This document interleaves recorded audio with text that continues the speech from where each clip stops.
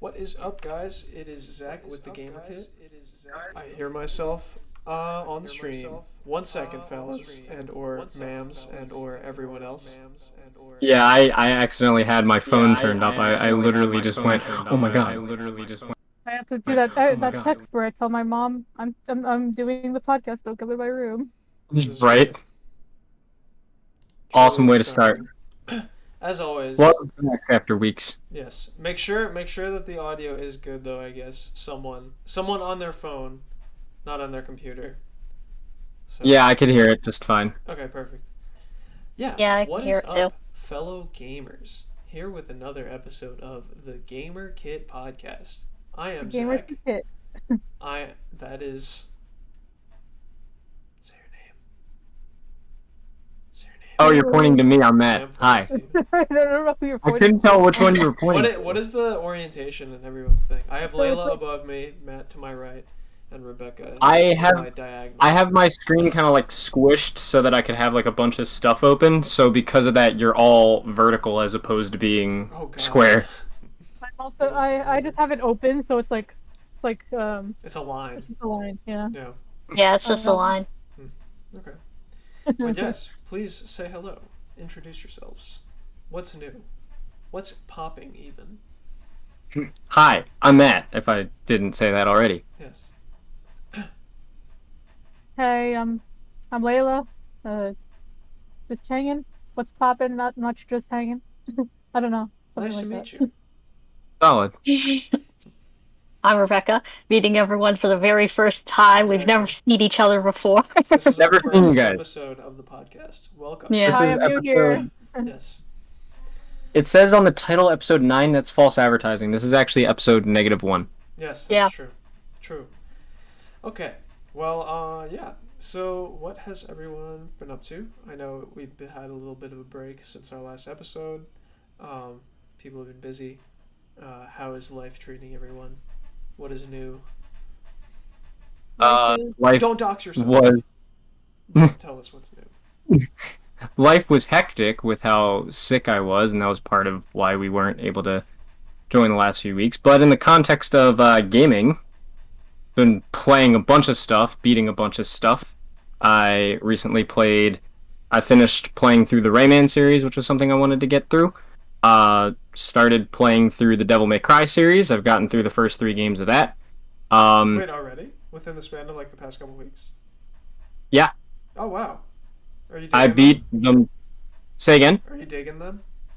You enjoying Yeah. them? Yeah. Yeah, a lot. So I played those, played the Shadow of the Colossus remake, got through that in a day. You're committed. And like, that's honestly impressive. I have a lot of games to beat, so I'm just, on my grind. Yeah. And I mentioned this before the podcast, but since it's free on Xbox and Steam for Pride Month, I played and beat Tell Me Why. Zach wasn't sure what that was. It's a game from Dontnod, who made the Life is Strange series. It's essentially like a murder mystery game that was touted as being a big landmark because I believe it is the first AAA game to feature a trans character in the lead role. So that was really, really exciting. I remember hearing about that, and it seemed cool even though I never really played any of Dontnod's games, and then when it went free on Xbox and Steam, I was like, oh, I gotta play it then. No reason not to now. Mm-hmm. Makes perfect sense. Yeah. That's what's up. What about you, Rebecca? Destiny? Destiny, I finished Mass Effect 1, I finished Mass Effect 2, I'm on hour 61 of Mass Effect 3 because I've entirely forgotten how long that game is if you do everything. Are you trying to 100%? If you're a proper completionist, it is an extensive. Are you friends with the Rachni, or do you murder them because they're awful?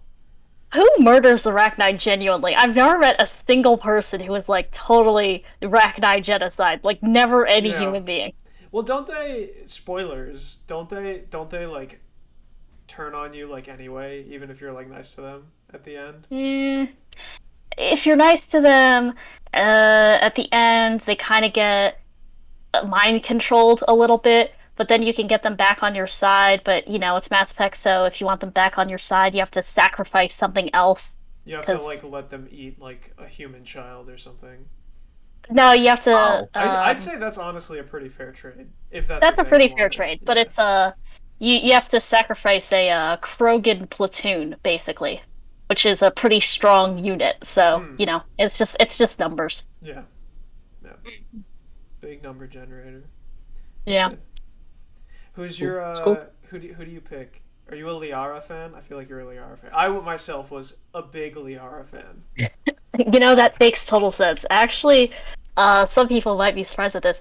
I'm a Thane fan, Thane? which wait. Thane's the Drell, right? Yeah, he's the cool. Drell who he's cool. Literally, no matter what you do, definitely says something about me. Wait, what is he? What happens with him?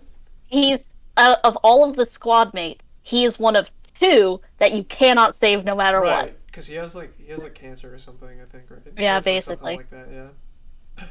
Yeah, but no, he's really cool. He was a cool character. I always tried to have him in my squad, but it just because he's more assassin type, right? That just right. wasn't how I played at all. So it didn't remotely help. I just big hammer smash run in shoot stuff that was. That's how were you a vanguard? Were you doing that biotic charge? No, I was a sentinel. What's it called? But no, that's how I play every game. I just big hammer, big damage, very monkey brain, but it's fun. Big hammer, go boom. Yeah, no, straight up. Just running around with Rex and Grunt. Yeah. No, I'd usually run around with Liara because yeah, we love the Liara. Bay. And the Promethean dude, were they Yeah, he's in 3. Yeah, but he was a pre-order. My friend had it, so I just played on him. He was cool. It was Vladik or whatever his name was. I forget what it was. Something like that. Something with a V. Javik. Yeah, that beetle man. He was cool. All right, that was my rant. Layla, what's happening? I have been busy I'm in a game design class right now for my master's degree, so I've been busy with that. It's I'm just making my own game narrative just for my portfolio, but maybe someday you'll see it. Maybe someday you'll see it and I'll become a narrative designer in full time. But that's what I've been doing. But I've still been following gaming things. I just haven't been as active playing games right now. I feel that. Yeah. Yeah. Well, I think that's a good way to move to our first topic. E3. It's happening. Electronic free. Yes.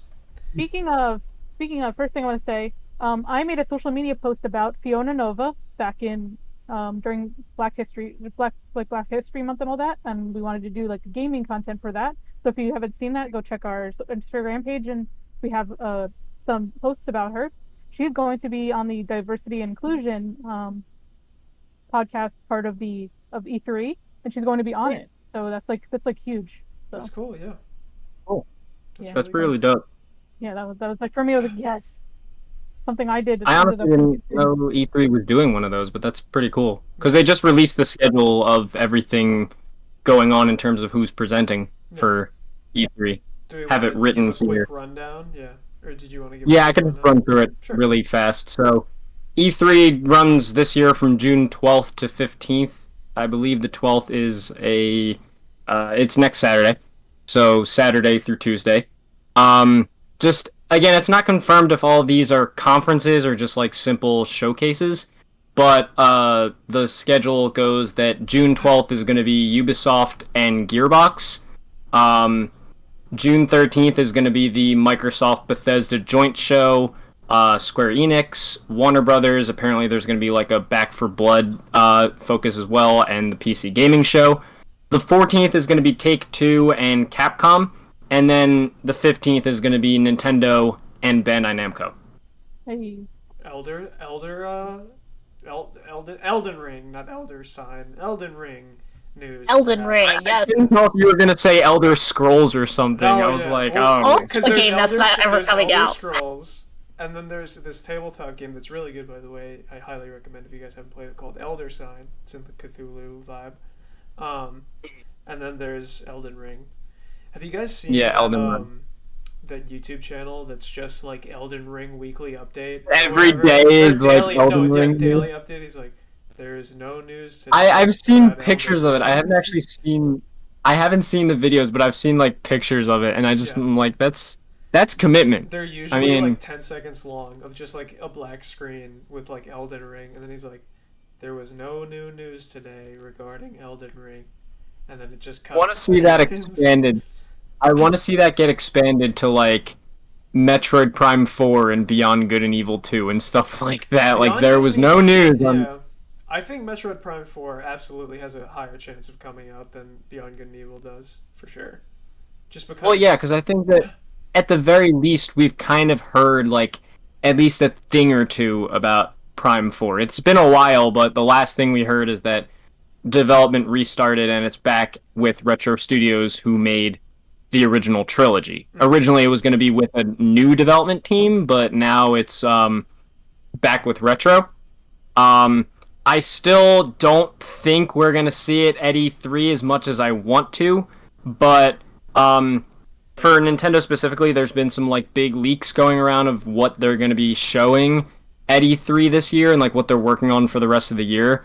Kind of paraphrasing a bit, but I've heard that there's going to be like a new Donkey Kong game, a new 2D Metroid game, Super Mario Party 2. Apparently they're doing another remake of one of the old Fire Emblem games like they did last year with the original Fire Emblem game. So that's kind of what to expect. Oh, you're squishing your... I thought that you had a question, Zach. Is there anything in particular you guys are looking forward to, Layla? Fiona, obviously. I think that's like what I'm excited about is like knowing that she's up there, and that's like, I don't know exactly when she will be talking, but it's cool to see that that's something that they're trying to include this year, because it's very important for everything that's gone around like the past year, like with social, like different social things going on and all that. So I'm excited for that. No, that is good. Agreed. I think in terms of games, I don't know particularly like a lot of what I'm 100% looking forward to. I think, I'm looking forward to the Microsoft Bethesda joint show because apparently it's going to be 90 minutes. So obviously there's going to be a crap ton of games, and I personally am just looking forward to seeing more of Halo Infinite. Yeah. Square Enix I'm looking forward to because I'm hoping to see more of like Forspoken, and I know a lot of people are excited to see like Final Fantasy 16. Apparently they're doing like a Final Fantasy action game of some kind that people are excited about, and hopefully that. And then obviously I'm a big Nintendo fan, so naturally I'm always looking forward to seeing what Layla knows. We're always looking forward to what Nintendo's showing, and I'm sure. Yeah, I think the only things that I can honestly say I expect Nintendo to show, like without much like uncertainty, are the last two Smash DLC characters, which of course I'm looking forward to, if you could tell by my Smash poster in the background. And they're probably going to show more of Pokemon Legends Arceus and Splatoon 3, both of which I'm excited for, so I would love to see more of those. And of course, if these leaks are true, I'd love to see a new Donkey Kong and a new 2D Metroid. Yeah. There's pretty much no chance of us seeing anything about Zelda, right? The new I wouldn't say there's no chance. Again, this person who leaked this stuff apparently is like an industry insider. He leaked something correct about the Sonic collection that got announced during last week's Sonic stream. So he's like, people are like, oh, this guy's trustworthy. But I think what was said, it seems like this particular leaker was not 100% sure what the direction is like right now in terms of Zelda in general, because it's Zelda's 35th anniversary. Apparently, like, there could be like a Twilight Princess Wind Waker Switch re-release. There could also be like an Ocarina Majora collection thing happening, but they're not 100% sure.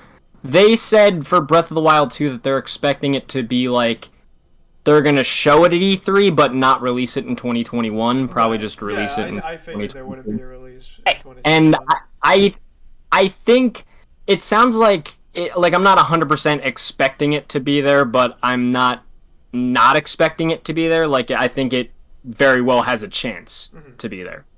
What do we know for a fact is going to be shown in terms of so we know like Halo Infinite's gonna get some play likely. I think there's some. Isn't Starfield supposed to? Yes. There's supposed to be a big reveal for there was, right, when they released the picture with like the little poster for the joint show. The bottom of the thing had like a planet, and a lot of people were like, "Oh, I think that's the planet for Starfield." And there have been rumors that the game is going to be launching next year, so I think there's been a lot of talk of that. And Ubisoft's probably going to show more of like Far Cry 6, and I probably they're also doing the next Rainbow Six whatever nonsense. Oh, right, because it's not called Quarantine anymore. They're going to rename it. For obvious reasons. So that'll probably be there. Probably Far Cry 6, like I said. I think they're probably going to do the more of that Prince of Persia remake that they're working on. So that'll probably be there at least as like a, hey, here, this thing's happening and here's the date, if there is a date. Yeah. I don't know for sure of like what else to expect. Again, I'm looking at like Warner Brothers, for example, and it seemed like I don't know if they're doing like a full WB Games kind of stream or if it's just focused on Back 4 Blood because they did say Back 4 Blood is going to be there.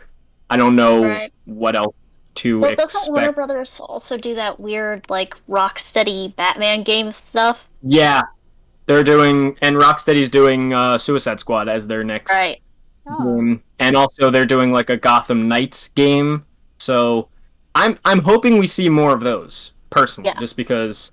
I know that those are super anticipated, so I'd like to see more of those. And I'm sure there are probably people that are hoping that Warner Brothers shows more of like Hogwarts Legacy, obviously the Harry Potter game they're working on. They have a lot they can show. It's just that the way it was kind of worded, it almost seemed like Back 4 Blood was going to be the focus. Okay. I'm kind of interested in the Capcom presentation because, as we know, they've reignited Monster Hunter. They've made Resident Evil good again, and I'm really curious to see if they will also manage to make Ace Attorney a good game again. Because I miss liking Ace Attorney. I used to like it a lot, not so much anymore. I don't know. Yeah, I was gonna say I agree. I think Capcom is one I'm interested in just because it seems like they have just in the last few years just been on a really good roll of just releasing like really solid quality games. Obviously, like you said, Resident Evil is good again. DMC5, a lot of people loved. Monster Hunter is obviously amazing. I know that this is an original thing, but they're working on that Pragmata game that they showed off at the PS5 event, so maybe we'll see more of that. Hoping. But either way, I think they still just generate excitement, especially because I think earlier this year, like, their upcoming game lineup leaked out, and I don't know if it's a trustworthy like leak or whatever, but apparently there was a bunch of stuff about like new Resident Evil games. I think like Street Fighter 6 was on there. I think Dragon's Dogma 2 was on there, and a couple like classic game remakes were on there too. So I still have to play Dragon's Dogma 1. I mean, I didn't either, but apparently a lot of people were excited when they saw Dragon's Dogma 2. I've heard a lot of good stuff about it. I've heard it. Right. It's like Dark Souls, but it's like it seems like there's a lot of like customizability with like builds in particular. Right. Which is really fun and interesting. It makes the game fresh every time you play it. I really should just pick it up. But, I know E3 or EA isn't technically going to E3 this year. They're doing their own thing like PlayStation, but do you think they're going to show anything interesting? No. No? Just hard no? They're going to show... They're probably not going to be there because... And UFC. Actually, when was... And FIFA. Because they just released UFC. Yeah, they'll show Madden and FIFA. I think they're doing an EA Play, but they're not doing it till like July.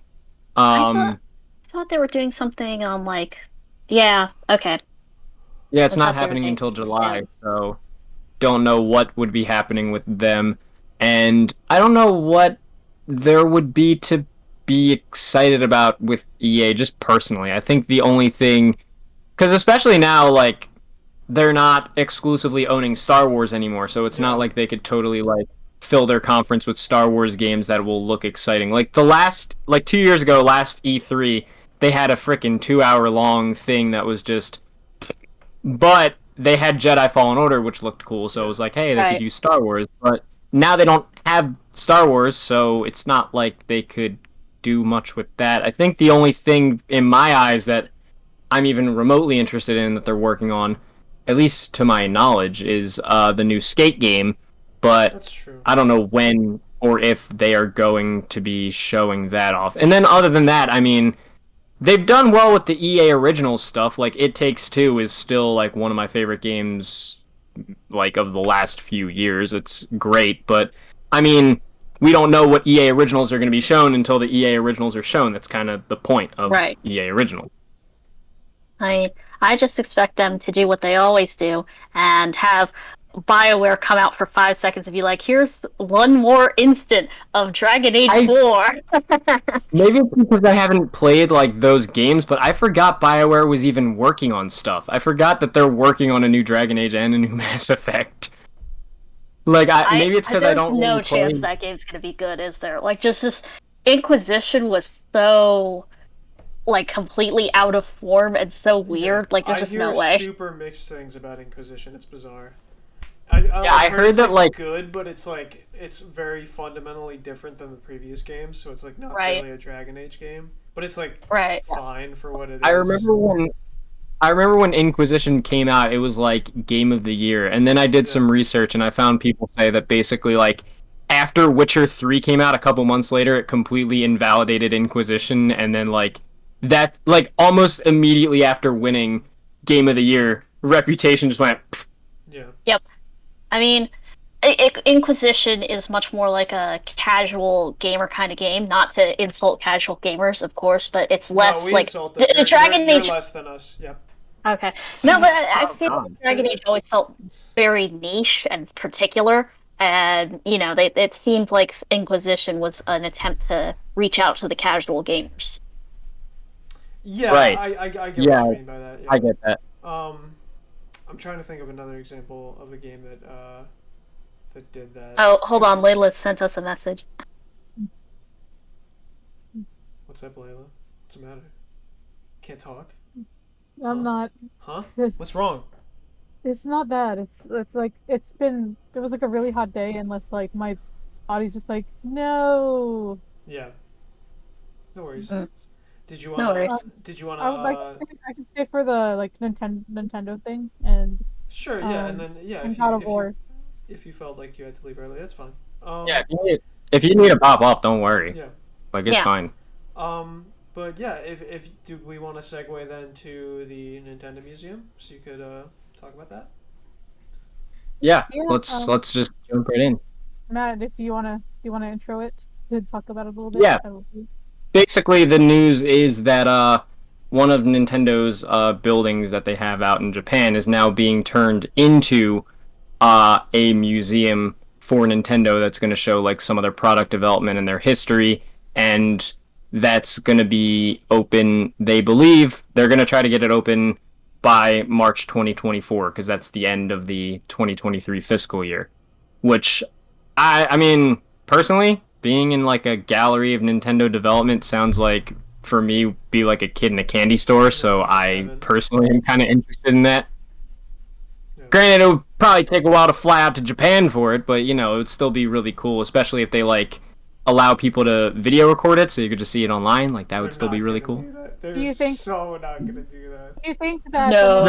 will have as much hype as it does as like Super Mario World does right now? Because everyone's like, I want to go there just for that. Like I feel like it's going to get that level of hype at some point. Like, in some way, I think when it becomes a thing, like when enough people see, like, hey, the Nintendo Museum is open, a lot of people are going to be like, Yeah.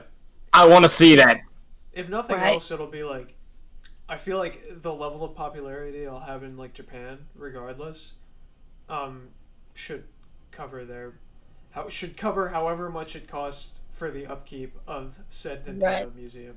So I'm sure it'll stick around for quite some time, for the foreseeable. Plus, they got the Ghibli Museum is opening soon too, so you could you go to Ghibli, then you could go to the Nintendo Museum. Great. No, just all those places. I mean, that's a kid in a candy store right there. Ghibli and Nintendo doing like museums. That would be nuts. Yeah. That's a field trip right there. Let's go. So, is it a museum or a theme park? I can't actually remember now. Yo, can Gamer Kid go to Legoland? That'd be fun.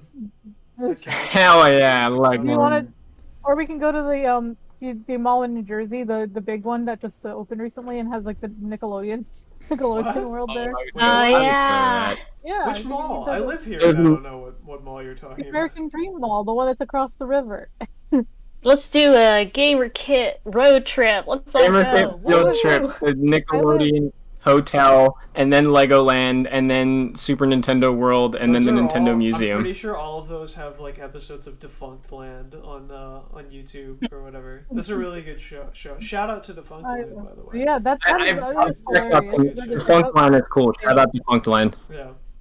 SpongeBob Hotel, like the SpongeBob stuff failed in Universal Studios. It sucks. Yeah. Yeah, they took out the Nickelodeon Hotel. They took out that time capsule thing. Oh, did they take out the time capsule? I thought it's still there. I don't know. Well, I don't know. Maybe it is, but I don't know the whereabouts of the time capsule. The Nickelodeon time capsule. It's like in a wall. They just like shoved it in a wall or something. I mean, let's do some investigating. Let's go find the whereabouts of the time capsule and open it about 14 years before it's supposed to be open. Exactly. Let's open it up. Exactly. Liars. That's not okay. Nickelodeon. No. What's Nickelodeon gonna do? Send SpongeBob after us? Yeah. Send Cosmo and Wanda. I could have made a way. Yeah, I knew where you were going. No. I knew where you were going, and I immediately went. I was thinking like I was sitting here like a certain someone they'll send after us. Yeah, I was thinking about individual. An illicit producer that is not to be named. Yes. Yeah. We'll just call him Voldemort. Feet man. We'll just say Voldemort. The dude who likes feet and is just creepy. That's all. Yeah. We'll leave it there. Yeah. Feet doctor. Yeah. Rebecca, do you know what we're talking about? Hold on. Is it Mr. Footman? Yes. Okay, I know who Mr. Footman is. The producer of those very early... God, I love that this podcast just turned into a roast of Dr. Foot. Yeah. Ew. Senor to be fair, the shows that he worked on, that this certain individual worked on, will say, were very good. Listen, I'm genuinely kind of interested in that iCarly reboot. Like, I've been watching it on. The trailer actually, like, I kind of liked it. It actually made me laugh, and I kind of was like, oh, I would watch this if I had a subscription to Paramount Plus. I'll only all these subscriptions. Consider watching it if it's revealed that what's his name is actually Crazy Steve. And he had kidnapped, Spencer's Crazy Steve. And he kidnapped Megan and brainwashed her into being his younger sister. Carly. Yeah. Yeah. Brainwashed Megan to be Carly. The world's just falling apart. Like, Nickelodeon screwed a lot of... I feel like we shouldn't be talking about this, but it's interesting. I saw Drake Bell got arrested. Yeah, I just saw that. I didn't read into it, but I saw a post. Yeah, just he is like the more like I was just talking about this with some friends last night, but he is just like without trying to be just yet another cautionary tale of freaking child stars at this point. Yeah. Right. Yeah. Although I don't know, I feel like his particular brand of garbage is a little different than, say, Amanda Bynes. Yeah. What's she up to, I wonder? I don't know. Well, she lost her mind last time I saw. Yeah. Well, I feel like that's because like every other week, though, for her. Well, I think I heard that Amanda Bynes had, like, some influence from Foot Doctor. I don't know if that cause anything. I'm sure that there's probably trauma there somewhere. Yeah. Right. And it like manifested in everything that went on with her. Yeah. But yeah, I don't know, man. Just being a child star just seems awful in general. Yeah, you think, oh, that's so cool that they get to act on TV, and then you find out, oh, that's like what, they're like depressed as shit, and they like turn out to be like alcoholics. Like it's like, oh, now. Exactly, like they just struggle. Yeah. On that note, this episode of the Gamer Kid Podcast brought to you by Nickelodeon. So featuring Nickelodeon. We're gonna get a copyright strike from Nickelodeon. If we go on for much longer, we are. Yeah. What's it called? So back to Nintendo Land. Yeah. What else? They won't do that. Have they released like any of the like exhibits that they're going to have in the museum? Or is it just like we're making a museum? I don't think they did that so far. I'm pretty sure like literally all they've said is that it's going to show like product development and history. So I mean, I think I've heard that there may or may not end up being like maybe prototype designs of like older systems or like things like that, like prototype looks at like some of their games and stuff like that. I'm not 100% sure yet, but I guess we'll just have to wait and see. The GameCube was initially a rectangular prism. Yeah, I'm kind of hoping.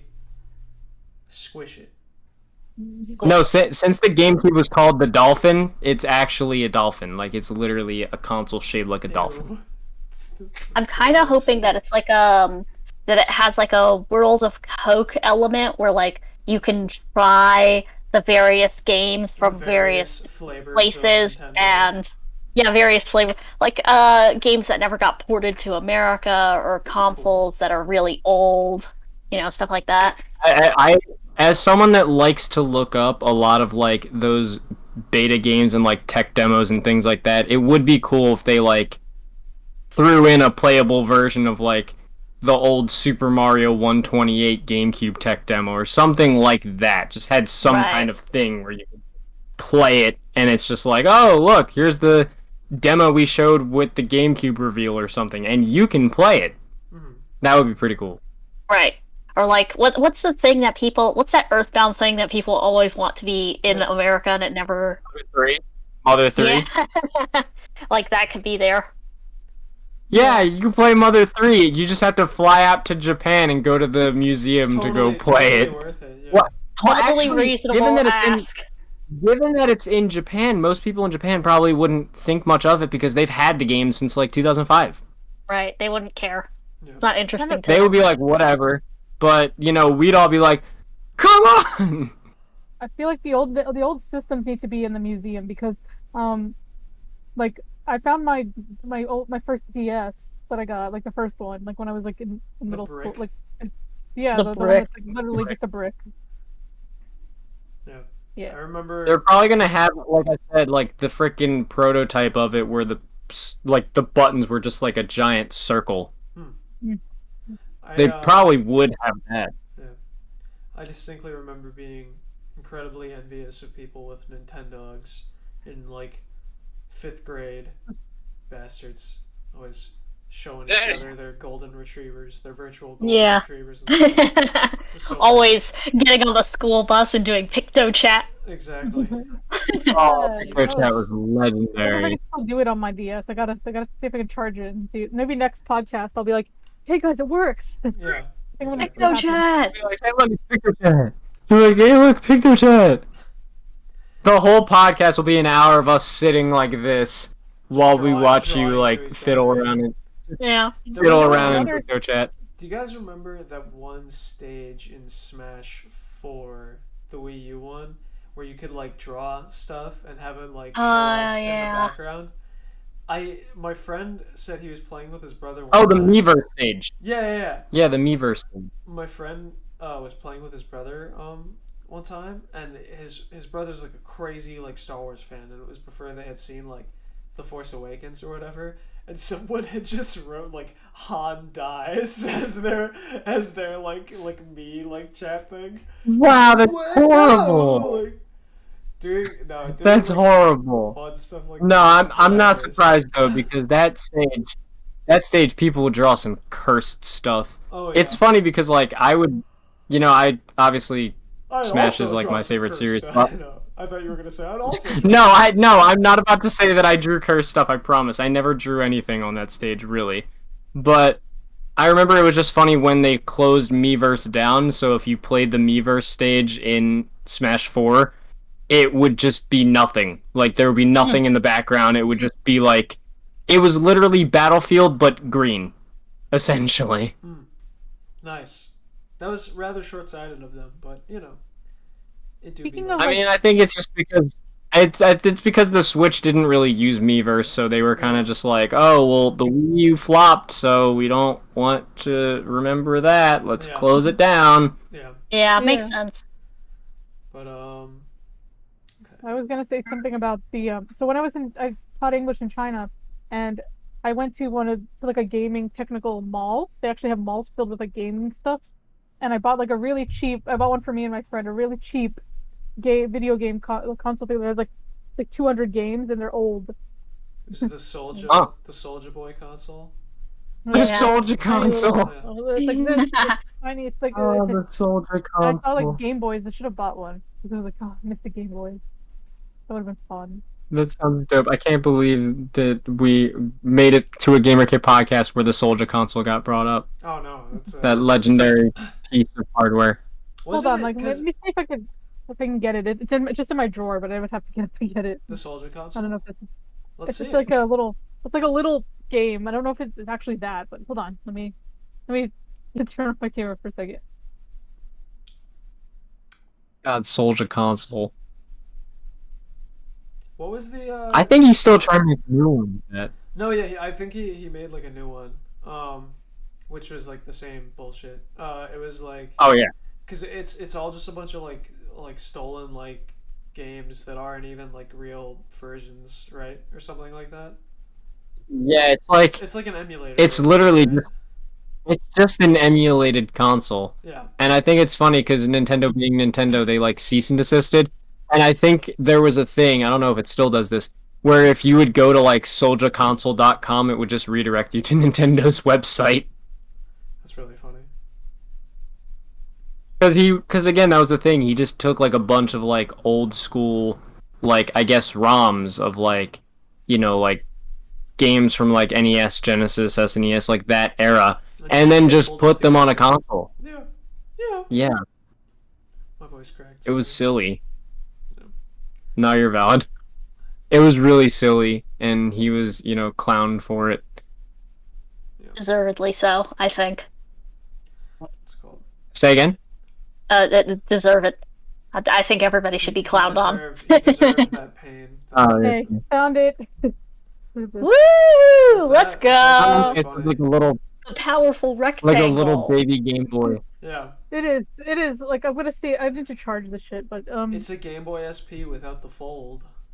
Yeah, it is. Exactly. It's literally just a square. I love... Maybe it's a rectangle. The part that's getting me the most is the colored buttons. I love that. It's just very like... retro. It's like... It reminds me of either an SNES or an Xbox controller. I miss it was like buttons. She was like $20. It was like nothing. But yeah, It's beautiful. that's what you get when you travel. You get to find some interesting things. That's true. And I also bought this of Sonic course. the Hedgehog wallet. It was cool. Yeah. Well, that's dope. Yeah. Shout I out think to it's Sonic. Also behind me. I'm just showing you guys stuff now. There we go. That is a cool Yeah. wallet, actually. Yeah. Yeah, It's so dope. Chinese artist. Made I it. would He's like, I cool. would literally I would bring that wallet with me like everywhere. I'm scared too. I feel like someone will steal it. Oh yeah, that's There's true. crazy gamers out there. My thing is I would use that wallet. I would keep stuff in it. I'd be like, yeah, look at my Sonic wallet. Mm-hmm. Yeah. That's true. Anyway, sorry. Look at my wallet. Yeah, no worries. Were you gonna skedaddle? Okay, so I drank a lot of water and now I'm like better. Feeling Like better? it was one of those things where I thought I was You're gonna be good. sick, and then like I just drank a lot of water and I was like, okay, now I'm okay. And then once I started talking about Nintendo, I felt better. There you go. Okay, good. There you go. This is Nintendo lesson, as a guys. cure All you needed was some Nintendo hydration. is a cure, All you guys. needed was some hydration in Nintendo. Exactly. Great. Mario can fix it. Now let's get away from Nintendo. Yes, and jump into Crysis, a game that I'm guessing, going out on a limb and say none of us played. Yep. No. Nice. Okay. Good job, everybody. But can it run Crysis? Okay, so my question is that joke like the Doom joke where can it run Doom is like, Doom is not particularly difficult hardware to run, or is Crysis super difficult to run, and the joke is like, is this good hardware? Crysis Yeah, is like it's that one, difficult because... to run, yeah. Okay. Yeah, and when it came out, it was like 2007 when the first Crysis came out, so it was like one of those games that literally only the most demanding, like, high-tech PCs were actually able to run. Yeah. So that's why can it run Crysis became the joke. It wasn't like Doom where you can run that shit on a refrigerator and it's totally fine. It's Crysis you needed like especially in 2007, you needed like crazy expensive stupid high-tech supercomputer to run it. Even now with like modern stuff, I think the way it's optimized is just like very like taxing on like any system. Yeah, I was like gonna it still say, doesn't like run. I remember even if you have like a really solid rig. Yeah. It's interesting. Even taxing just in the console infrastructure, because I think I was checking out Digital Foundry when the remaster of the first game came out, and they were showing that it just ran like poop even on like a PS4 Pro. I think it runs a little better on PS5 now, but it's still like ran like shit on a PS4. And that's why a lot of people were surprised, because the Crysis remaster came out for the Switch, and these other remasters are coming out for the Switch. And when that happened, everyone was like, that's going to make the Switch explode. Like, the Switch will literally implode from trying to run that. Mm-hmm. Ironically, I think it actually did okay in terms of running on the Switch. Right. Yeah. Huh. But probably about as okay as running on the Switch can get. Yeah. I always thought the concept of Crysis was cool. Like, just in general, it's hard to make like nanosuit technology not cool. So just like having that in your game innately already gives you some points, I feel like. Yeah, I think my friend had like 3, and I remember like using a bow and arrow and like running around with that, and like that being a thing. But it wasn't something I like actively played. I feel like it was just on the cusp of being like a shooter that people actually played versus something like Syndicate, which I don't know if you guys remember that coming out, but that was just like a nothing game. It was a big like nothing burger, and I feel like it's right. like, it rides that line. What was it? Syndicate. Huh. Yeah. No, you say Syndicate and I think of Assassin's Creed. No. Yeah. No, yeah. It was like this. Which was also a big nothing burger, to be fair. Yeah. I've heard that it was like okay. Assassin's Creed Syndicate. Isn't the stinker? Well, it came after Unity, so I think anything was going to look. That's true. But yeah, I was gonna say I remember Crysis was one of those games that like I've never really paid attention to it. I heard 3 was like the weak one, and that's where the series kind of just died. But Crysis is one of those games that so many people remember because like it was a big deal in terms of like pushing computers to their limits and all that Melting shit. Yeah. So that melting, making them implode and all that good stuff. So that's always fun, you know. Exactly. Nice to see computers blow blow up. up. Something and having it just turn to ash. It's awesome. In a second. Exactly. Yes. You put it in your computer, close it, and then like 5 minutes later, you open the disk tray, and it just. Oh yeah, because that was the era of disk trays. I remember I bought Far Cry 3 on disc for my computer, and oh man, that's the last game I bought on disc for my computer. And then I just started using Steam. Wow. It was before I knew what Steam was, so I just yeah, in the day when that's you true. just went and got games from GameStop. Those were the days. I miss those days. Those were fun. Better days. Yeah. I miss that Just because looking at all the release shelves. Yeah, I was gonna say I still go to GameStop, but it was sad because I had a GameStop that was literally right around the corner from my house, so it was like a 5-second walk, and My brother and I would go there a lot. He ended up working at that GameStop at one point, but then they closed it down, and it was sad because that's the GameStop I had been going to for like my life up to that point. And like I still go to GameStop now with him, but it's not like back then it was literally every single day we'd be like, "Oh, I'm bored. Let's just walk over to GameStop." Not like we're going to see anything new, but let's do it anyway. Yeah. No, I totally feel that. That's a like nostalgia wave. It has that effect, I feel like, for sure. It's like in the same boat as Blockbuster. Oh yeah.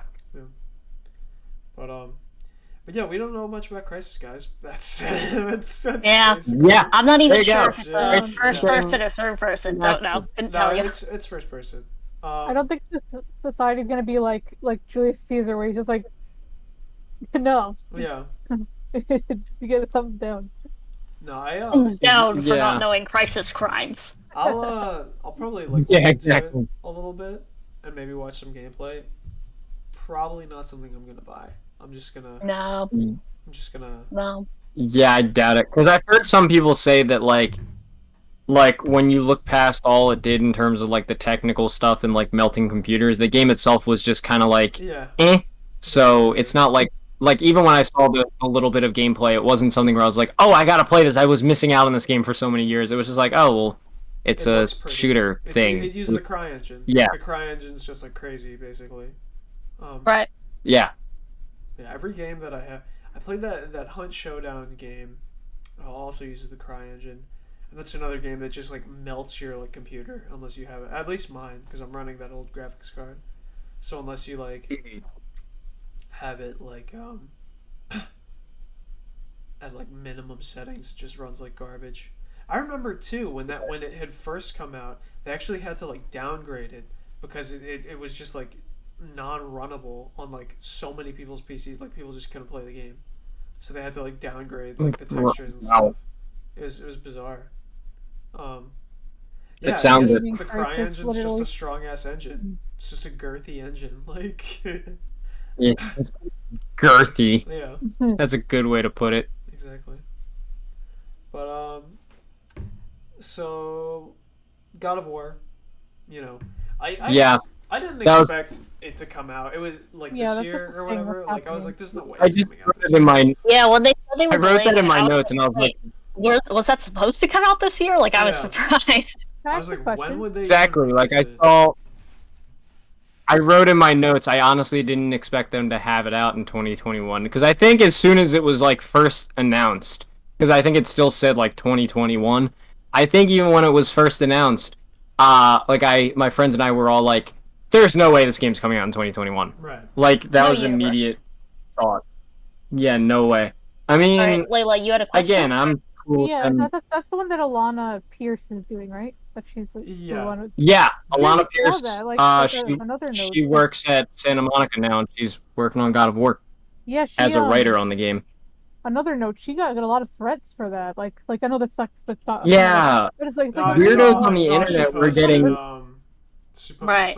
Like she took it well. Like I was surprised with how well she took it, but like people were mad at her for the game not coming out this year, and also for the fact that one of the other things that came out as news is that along with Horizon Forbidden West and Gran Turismo 7, God of War is going to be cross-gen, so it's going to be like PS4 and PS5.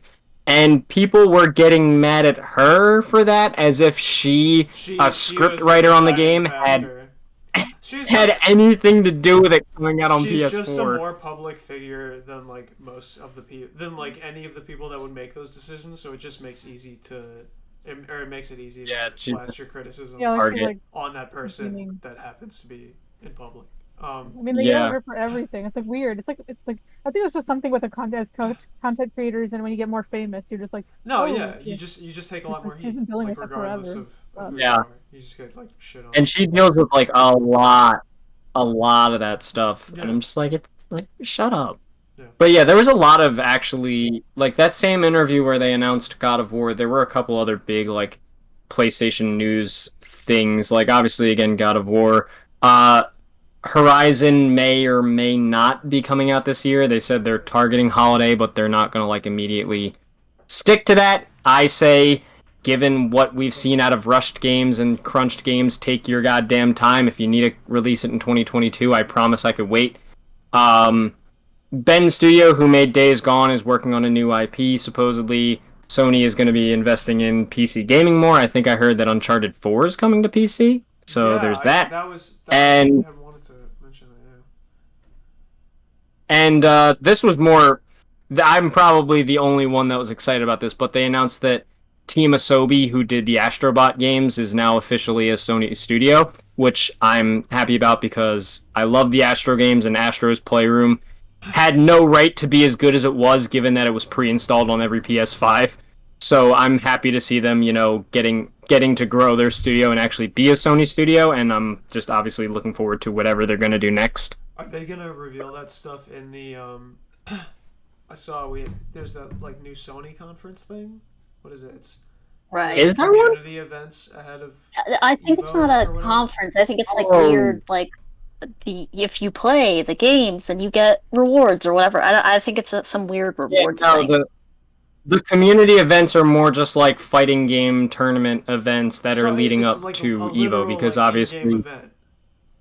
That's what that is? I think when they say community events, they mean that they're just the ones that are hosting these tournaments, because Sony bought Evo, who's like the biggest fighting game tournament. So now there's going to be a bunch of tournaments throughout the summer, like fighting game tournaments leading up to Evo, and I think it's just that Sony is going to be hosting, or rather really big into the tournament. It's not really an in-game event, it's more so Evo is hosting tournaments, actual FGC tournaments, and Sony's just putting their stamp on it, this is a Sony-run event, kind of thing.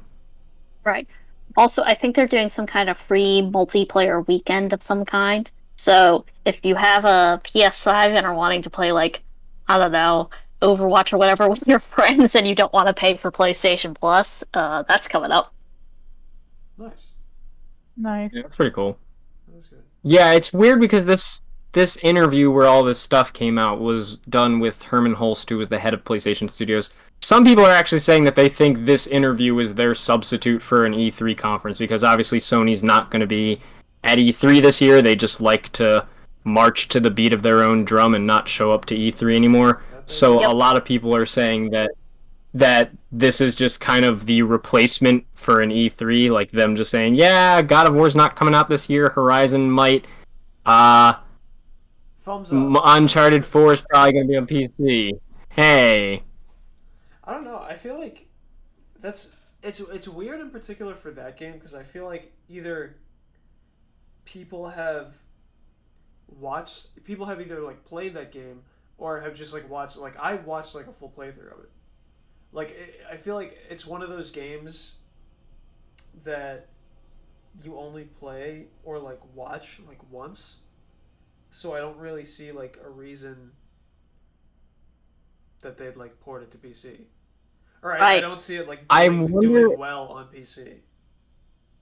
I wonder if it's maybe because so far I'm not sure if these are all of them, but the three big Sony first-party games that have gotten ported to PC were Death Stranding, Days Gone, and Horizon, which were all original IPs. So I think putting Uncharted 4 is their way of saying nothing's off the table, anything can come to PC, even if it's an established franchise. That's the best way I could look at it, because everything they've put out on PC so far has been a non-sequel or an original IP.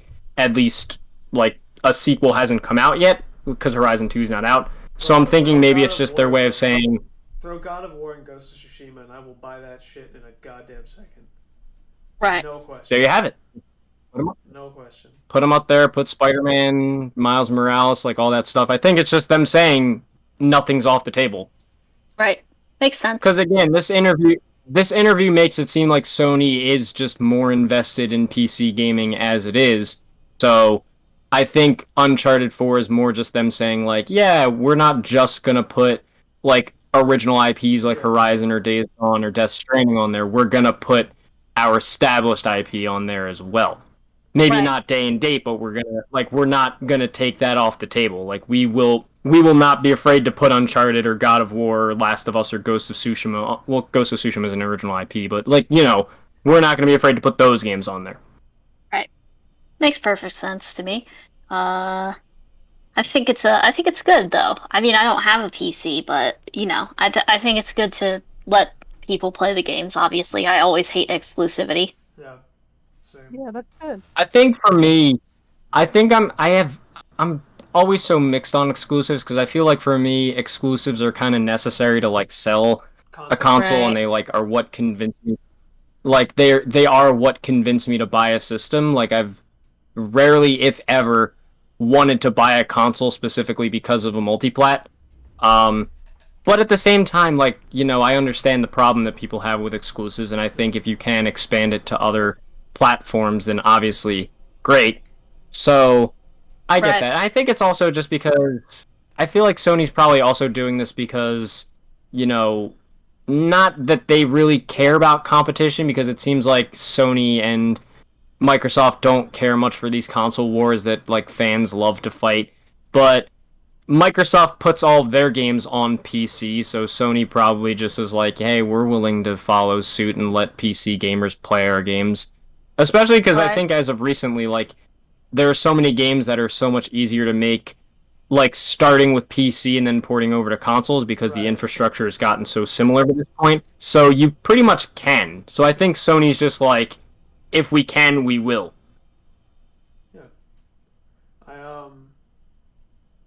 I think as well they're like, I think they're feeling the heat from Xbox in particular.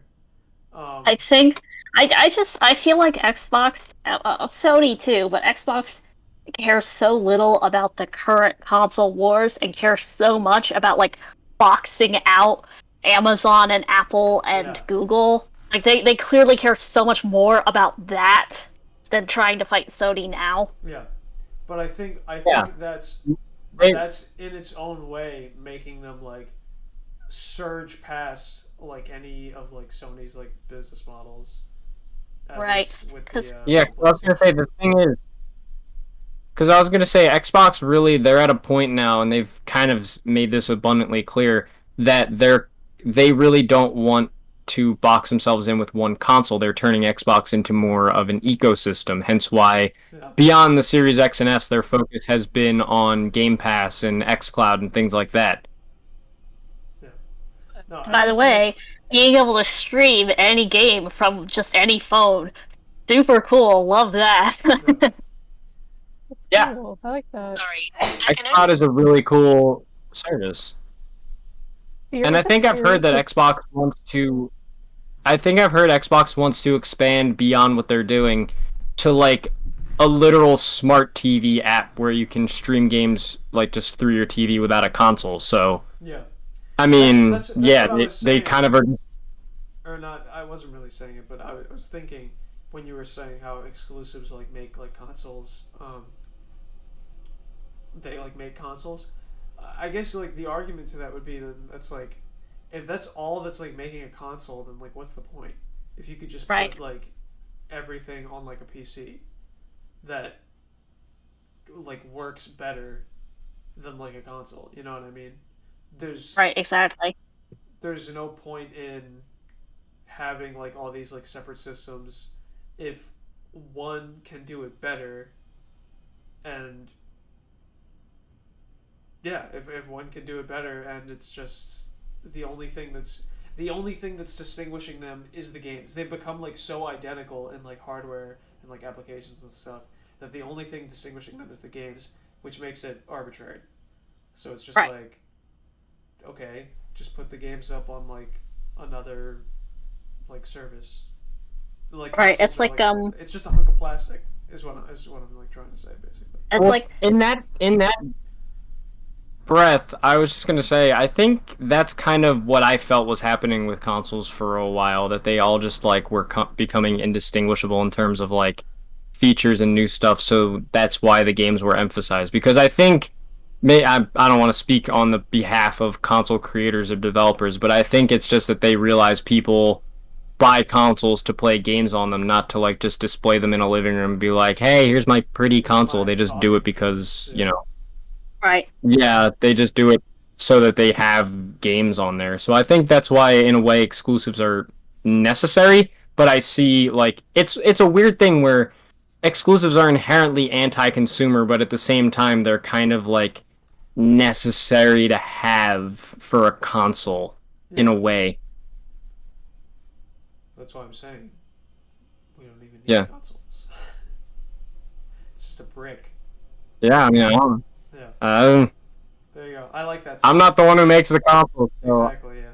You know what I would like to come back, though? PSP. I think PlayStation Sony should go back to PSP. Yeah, I like the PSP. PSP was cool. That thing is so underrated. That would be... Actually, yeah. That would be the alternative to that... Or that would be, like, the answer to, like console... Like, I think 100% like consoles are, like, technically, like, pointless. But, like... having condensed portable version, I think, is still very viable, or is still like very much something that people could focus on, because you can't bring your like whole like rig with you like wherever. Yeah, that's why I like the Switch, because you can just take it with you wherever. Yeah.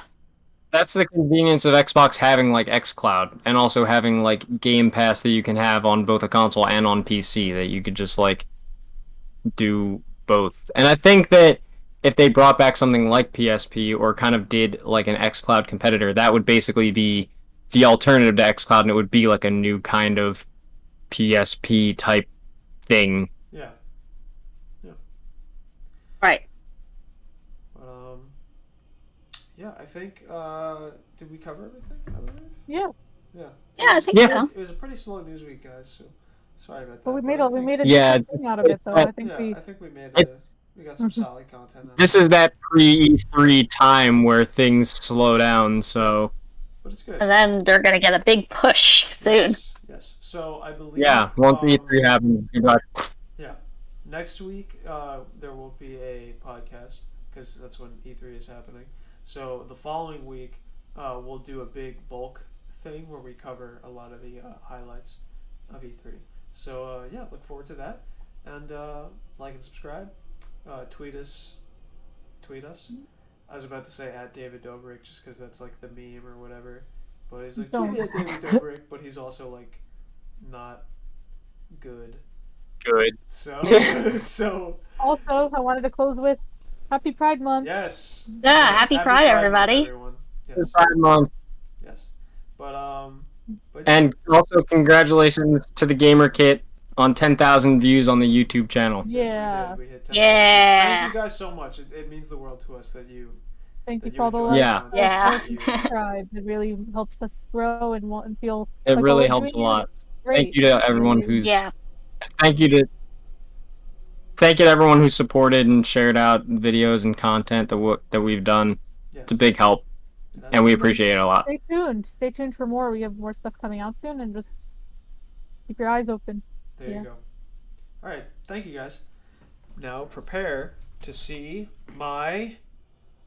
Prepare for doom. I'm just kidding. My Streamlabs. Prepare for doom. Goodbye, everyone.